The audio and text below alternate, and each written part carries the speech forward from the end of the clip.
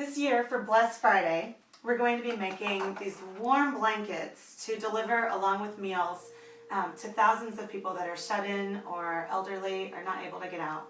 And I'm just going to show you how to make them. They're so simple. These have become really popular because they don't require any sewing. Everyone can make them. Men, women, children. You can put on a TV show or a movie, and in a few minutes you have a blanket. And I'm just going to show you some of the easy steps how to make them.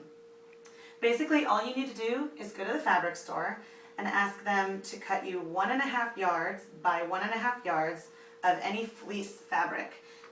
We've chosen 2 pieces of the same kind of fabric here, but you could get a pretty print and a solid so that either side looks different. That's up to you. All you need to do is get the 2 pieces, take them home, lay them out on the floor or table so that the ugly sides are together on the inside and the pretty sides are out. And all we're going to do is just go along the side with some scissors. It's the only tool you need, and your hands. And we're going to cut slits all the way through and fringe, and then go back through and tie knots. So I've completed most of it, and I'm just going to do a little bit here to kind of show you how we finish it off. The slits, or the fringe that we cut, needs to be about 4 to 6 inches, but again, this is not an exact science. We can there's room for error and not exact, and I'm making mine maybe about 1 inch or 1.5 inches wide. Different ones are different because, again, not an exact science. When we get to the corners, some people like to do some fancy stuff, but I just like to, I'll show you if you want to come on in a little closer and see this. I like to just kind of cut the corner piece a little bit kind of funky, like that. And then when we get there, it just ties like normal. Once you have your fringe, you're just going to go through, take the 2 pieces and tie them in a knot. I actually tied double knots in these to make them nice and strong. As long as you tie the same kind of knot for everyone, you can tie whatever kind you want. And once I tie a couple more, the blanket will be complete. While I'm tying the knots, be thinking about this.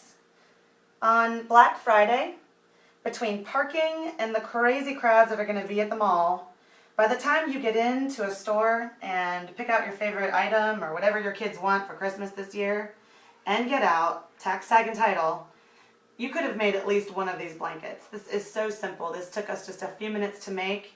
You can make several of them, and somebody is going to be so warm and so happy when they get this. It's really a neat project.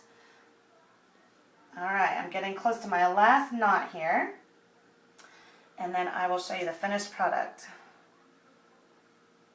Alright, 1 more to go.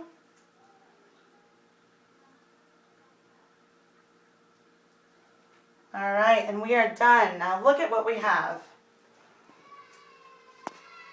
And you can't see this in the video, but it's really soft and warm. It can be doubled up or used as a shawl.